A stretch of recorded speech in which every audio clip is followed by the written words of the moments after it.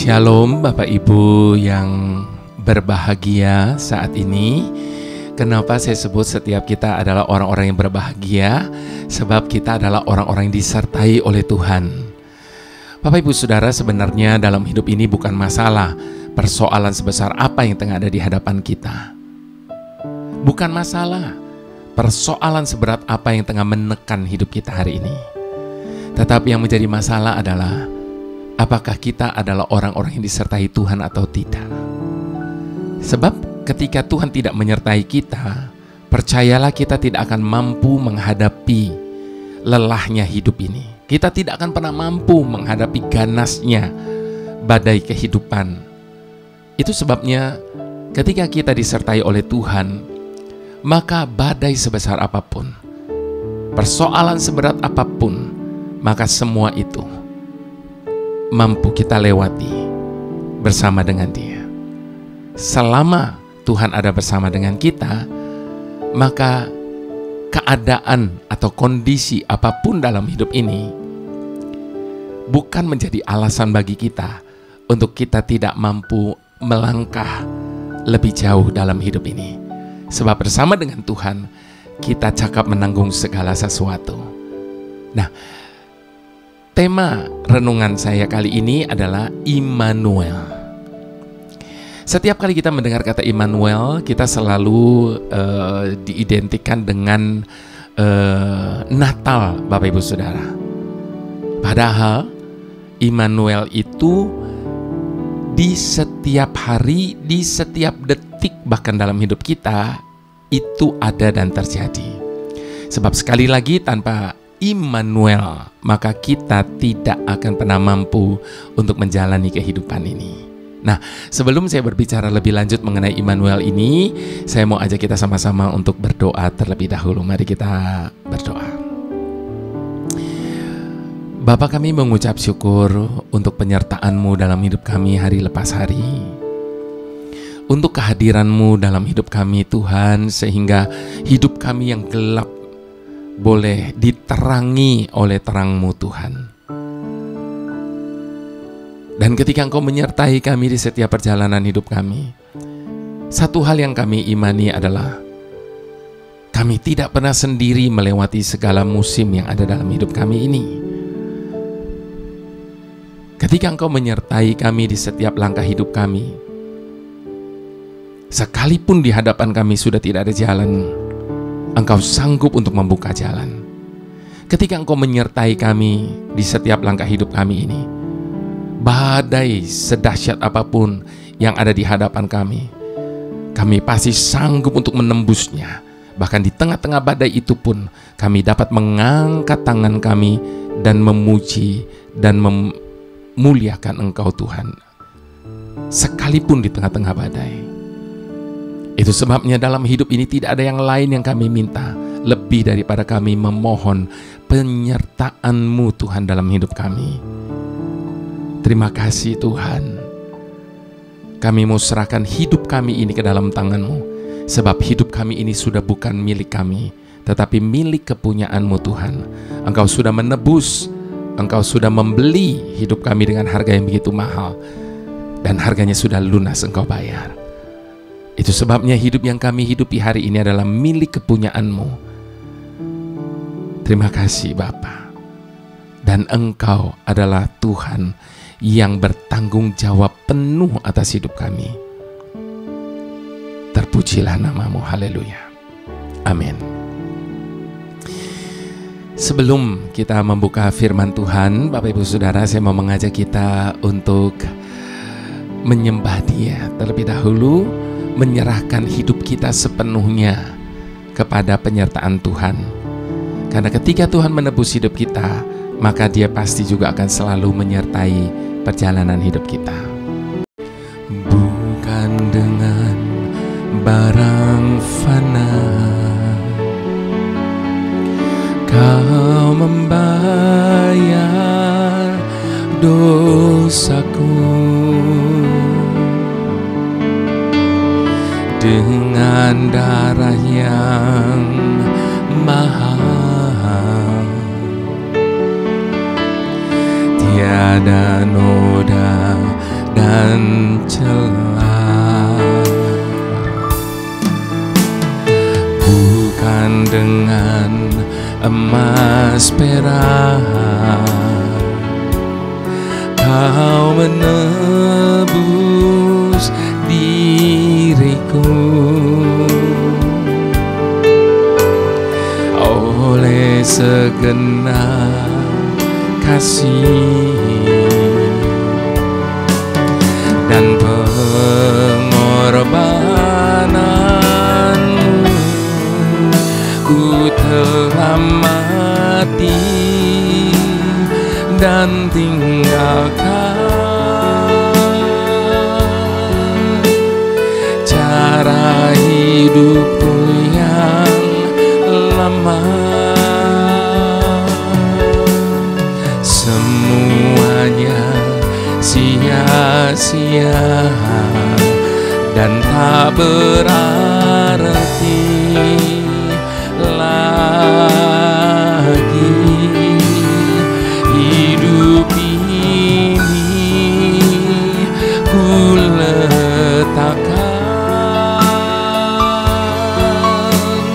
pada mezbah-Mu ya Tuhan. Jadilah padaku seperti yang Kau ingini.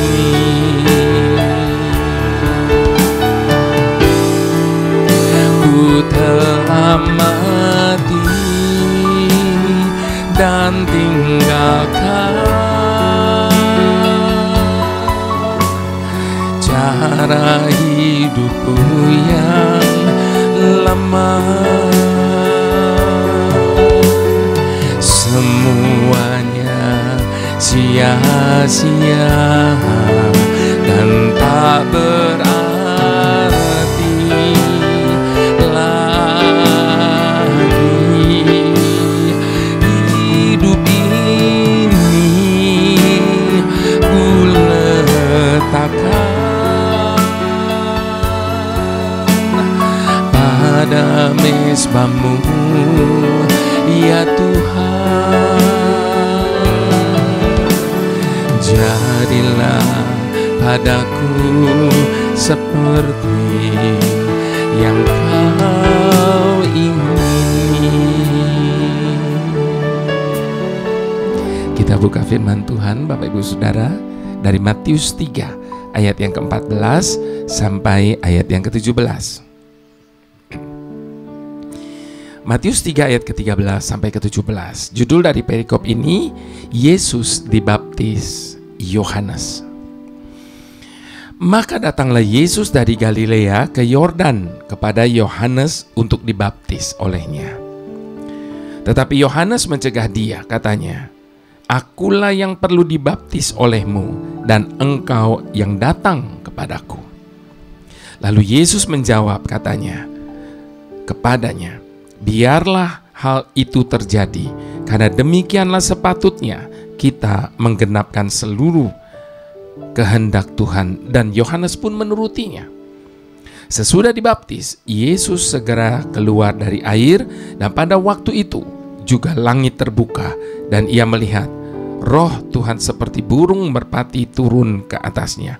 Lalu terdengarlah suara dari surga yang mengatakan, "Inilah anakku yang kukasihi, kepadanya lah aku berkenan." Satu bagian lagi Bapak Ibu Saudara dari kitab Matius 4 ayat yang pertama. Ayat yang pertama sampai ayat yang ke-11 Bapak Ibu Saudara, judul dari perikop ini pencobaan di padang gurun.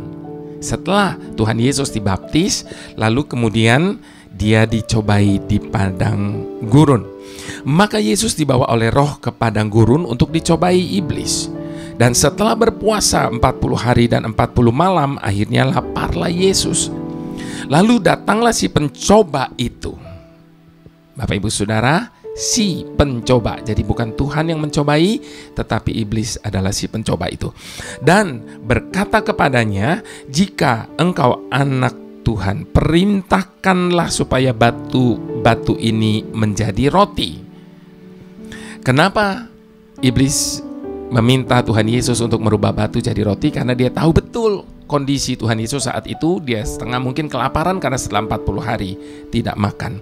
Tetapi Yesus menjawab, ada tertulis, manusia hidup bukan dari roti saja, tetapi dari setiap firman yang keluar dari mulut Tuhan. Kemudian iblis membawanya ke kota suci dan menempatkan dia di bubungan bait Tuhan. Lalu ia berkata kepadanya, jikalau engkau anak Tuhan, jatuhkanlah dirimu ke bawah, sebab ada tertulis mengenai engkau, ia akan memerintahkan malaikat-malaikatnya, dan mereka akan menatang engkau di atas tangannya, supaya kakimu jangan terantuk pada batu. Lalu Yesus berkata kepadanya, ada pula tertulis, janganlah engkau mencobai Tuhan. Dan iblis membawanya pula ke atas gunung yang sangat tinggi dan memperlihatkan kepadanya semua kerajaan dunia dengan kemegahannya. Dan berkata kepadanya, semua ini akan kuberikan kepadamu jika engkau sujud menyembah aku. Maka berkatalah Yesus kepadanya, enyahlah iblis, sebab ada tertulis, engkau harus menyembah kepada Tuhanmu dan hanya kepada Dia sajalah engkau berbakti. Lalu iblis meninggalkan dia, dan lihatlah malaikat-malaikat datang melayani Yesus. Bapak Ibu Saudara, saya mau mengulang kembali satu ayat yang ada di dalam kitab Matius 1, Bapak Ibu Saudara. Matius 1 ayat yang ke-23, di sini dikatakan, sesungguhnya anak darah itu akan mengandung dan melahirkan seorang anak laki-laki, dan mereka akan menamai dia Immanuel, yang berarti Tuhan menyertai kita. Bapak Ibu Saudara mungkin bingung ya, kenapa judulnya Natal? Firmannya juga ada Natalnya. Lalu pujiannya tentang kematian, penebusan dosa. Lalu kemudian juga tentang pembaptisan Tuhan Yesus. Lalu apa koneksi dari semuanya ini dengan judul renungan kita kali ini, Immanuel? Nah, Bapak Ibu Saudara, kata Immanuel bagi setiap orang Kristen merupakan sebuah kata yang sudah sangat dikenal. Bahkan seringkali dipakai sebagai nama seseorang. Dan bukan itu saja.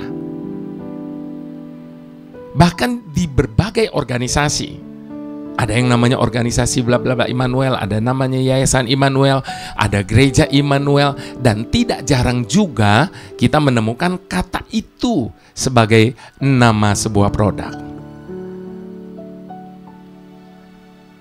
Nah, Bapak Ibu Saudara, ada baiknya kita mengerti dulu makna dari kata ini. Immanuel artinya Tuhan beserta kita. Dan itu merupakan salah satu nama yang diberikan kepada Yesus. Kehidupan Yesus adalah contoh dari sebuah kehidupan yang disertai Tuhan.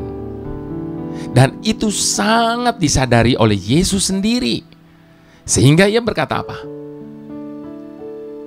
Dan ia yang telah mengutus aku, ia menyertai aku.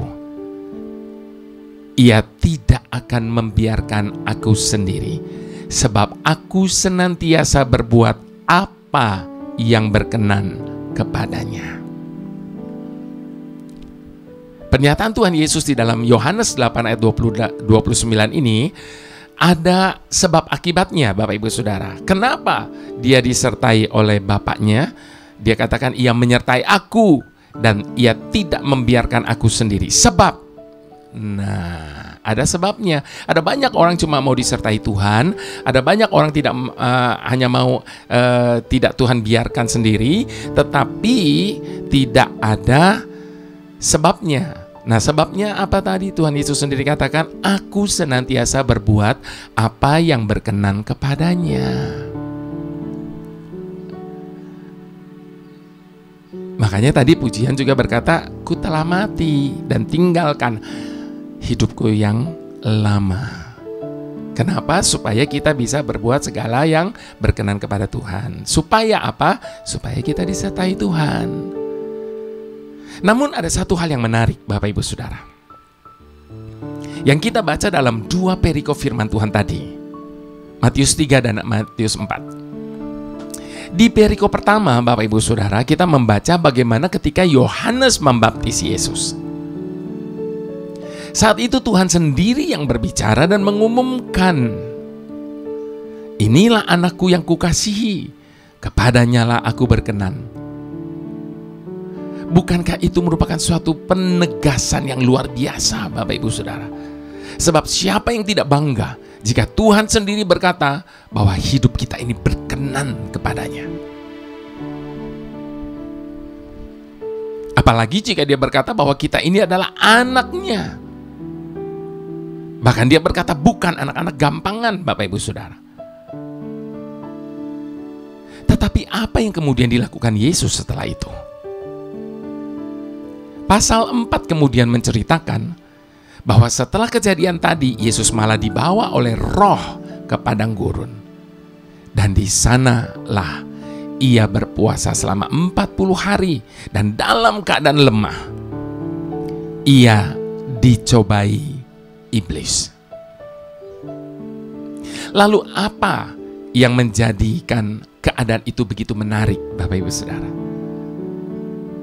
Saat iblis mencobainya, perhatikan Bapak Ibu Saudara, ia selalu berkata di awal, "Jika engkau anaknya." Padahal baru beberapa waktu lalu Tuhan sendiri yang sudah membuat pengumuman bahwa Yesus memang adalah anaknya dan ia berkenan kepadanya. Tetapi apa reaksi Yesus saat itu? Alih-alih membuat pembuktian diri, Yesus justru sadar bahwa saat ia menyandang status sebagai anaknya, maka prioritas utamanya adalah pada Bapaknya. Biarlah hal ini menjadi perenungan bagi kita semua. Berapa banyak ketika kita, bahkan setiap orang Kristen berkata Immanuel, Tuhan menyertai kita, tetapi justru memakai kata itu dengan fokus kepada dirinya sendiri. Seolah Tuhan beserta kita, berarti ia pasti akan melakukan apapun yang menjadi kehendak kita. Bandingkan hal ini dengan apa yang dilakukan Yesus. Itu sebabnya Bapak Ibu Saudara, ketika kita berdoa memohon bimbingannya, maka dapat dipastikan Tuhan akan beserta kita. Ketika kita menyerahkan hidup kita kepadanya, maka ia akan mengangkat kita menjadi anaknya. Namun harus selalu kita ingat, saat itu juga Tuhan yang menjadi penguasa tertinggi atas hidup kita. Sebagaimana tertulis di dalam kitab Galatia 2 ayat yang ke-20. Namun aku hidup, tetapi bukan lagi aku sendiri yang hidup, melainkan Kristus yang hidup di dalam aku. Dan hidupku yang kuhidupi sekarang di dalam daging adalah hidup oleh iman kepada anaknya yang telah mengasihi aku dan menyerahkan dirinya untuk aku. Itu sebabnya harap ingat baik Bapak Ibu Saudara, saat Tuhan beserta kita, artinya Tuhanlah yang menjadi fokus dan prioritas kita. Biarlah pujian ini menjadi komitmen kita di hadapan Tuhan saat ini, bahwa hidup yang Tuhan sudah tebus ini kita pakai untuk melakukan segala sesuatu yang berkenan kepadanya, sehingga Tuhan beserta kita di setiap saat dalam hidup kita. Bukan dengan barang fana Kau membayar dosaku, dengan darah yang mahal. tiada noda dan celah. Bukan dengan emas perak Kau menebus diriku, oleh segenap kasih dan pengorbananmu, ku telah mati dan tinggalkan cara hidupku yang lama. Semuanya sia-sia dan tak berarti lagi. Hidup ini ku letakkan pada mezbamu, ya Tuhan. Jadilah padaku seperti yang Kau ingini. Biarlah ini menjadi komitmen kita di hadapan Tuhan. Ku telah mati dan tinggalkan cara hidupku yang lama. Semuanya sia-sia dan tak berarti lagi. Hidup ini ku letakkan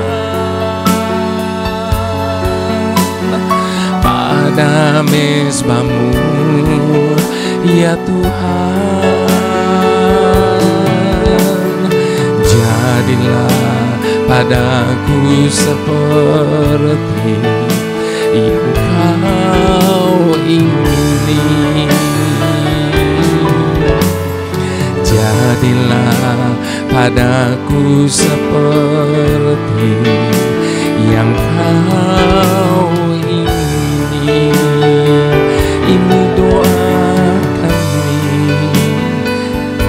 ku seperti yang Kau ingini.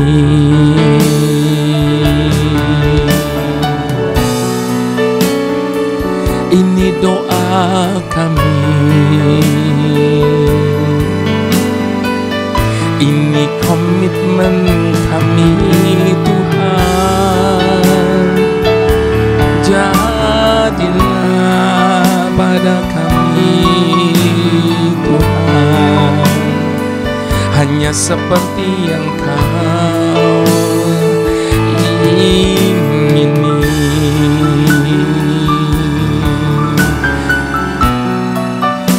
Mari Bapak Ibu Saudara, biarlah ini menjadi doa kita saat ini. Ini menjadi komitmen kita di hadapan Tuhan saat ini,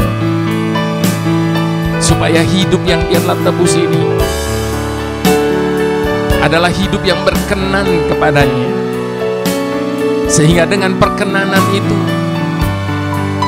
dia menjadi Immanuel dalam hidup kita. Dia menyertai kita di segala musim dalam hidup kita. Dia menyertai kita di setiap langkah hidup kita. Sehingga tidak ada satupun yang perlu kita takutkan dalam hidup ini. Tidak ada satupun yang perlu kita khawatirkan dalam hidup ini. Sebab ketika dia beserta dengan kita, siapa lawan kita? Ketika Tuhan ada bersama dengan kita, apa yang tidak mungkin bagi Tuhan? Itu sebabnya kita mau letakkan hidup kita sepenuhnya agar menjadi persembahan yang berkenan kepadanya.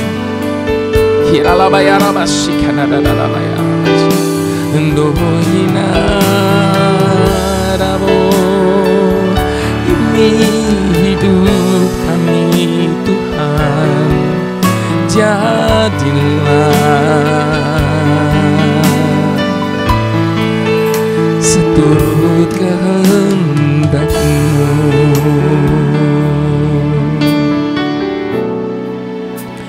Tuhan penebus kami, cukup sekali Engkau mengorbankan diri-Mu bagi kami. Cukup sekali. Oleh karena cara hidup kami yang lama, Engkau menebus dosa kami dengan darah-Mu. Terima kasih Tuhan Yesus. Maafkan kami kalau sampai hari ini kami masih seringkali mengecewakan-Mu, menyakiti hati-Mu dengan pikiran, perkataan, bahkan dengan rancangan hati kami. Seringkali ketika kami diperhadapkan dengan perkara-perkara yang kami tidak mengerti, seakan jalan buntu yang kami temui, kami ingin segera pergi menjauh meninggalkan-Mu dan kembali kepada kehidupan lama kami. Sekali lagi maafkan kami Tuhan, yang seringkali tidak menghargai karya pengampunan-Mu atas hidup kami. Itu sebabnya Tuhan, mampukan kami untuk memberikan hidup yang telah Engkau tebus ini sebagai persembahan yang sejati. Kami letakkan di mezbah-Mu Tuhan, sebab saat ini hanya Engkaulah yang berdaulat atas hidup kami. Berkati niat kami untuk meninggalkan cara hidup kami yang lama, dan biarlah hidup kami saat ini hanya untuk menyenangkan-Mu, sehingga kami menjadi anak-anak-Mu yang berkenan dan yang Engkau sertai senantiasa. Terima kasih Bapa. Mari semua kita yang setuju sama-sama kita katakan amin.